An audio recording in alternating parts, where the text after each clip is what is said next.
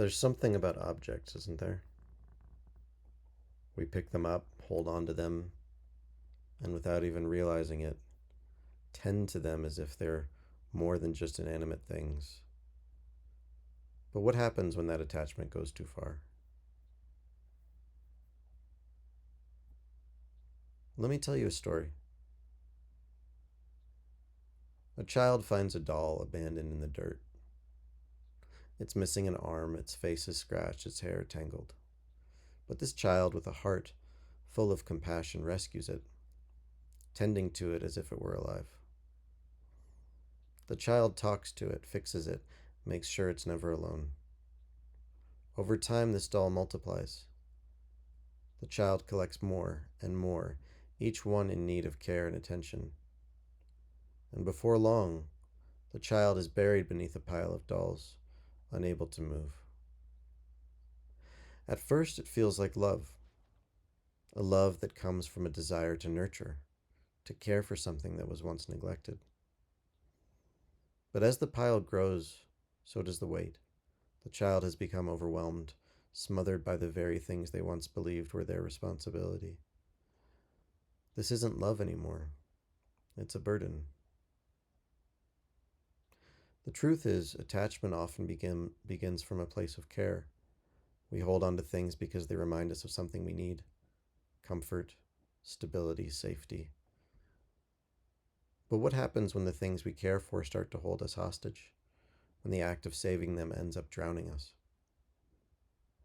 We're conditioned to think that to let go of something, whether it's a broken chair, an old sweater, or a doll with a missing arm, means we're being heartless or wasteful.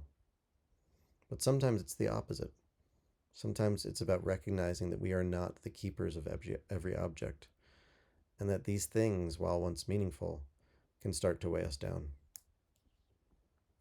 Now, let's talk about what happens when we attach too deeply to our things.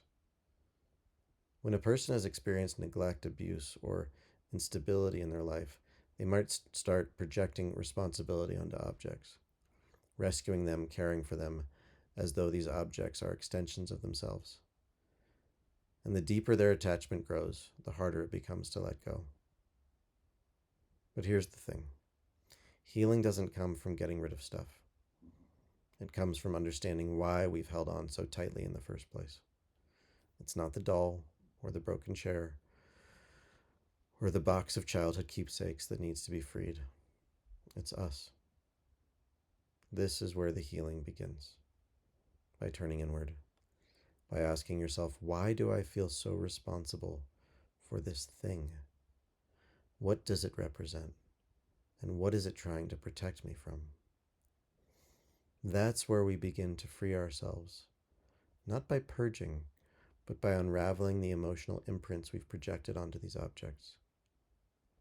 The real work isn't in letting go of the object. It's in letting go of the belief that we must hold on to everything.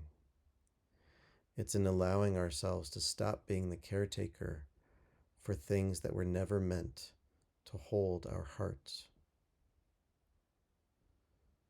So when it feels impossible to part with something, ask yourself, is this a sentimental value or a sentimental burden? What have I been carrying, and what am I ready to release? Because when we start to heal the wounds we've projected onto things, we can start to feel lighter, and we can finally let go. Not with guilt, but with grace. We are not the things we hold on to. We are the ones who chose and who choose whether to hold on or to let go. The freedom comes in knowing we are worthy of that choice.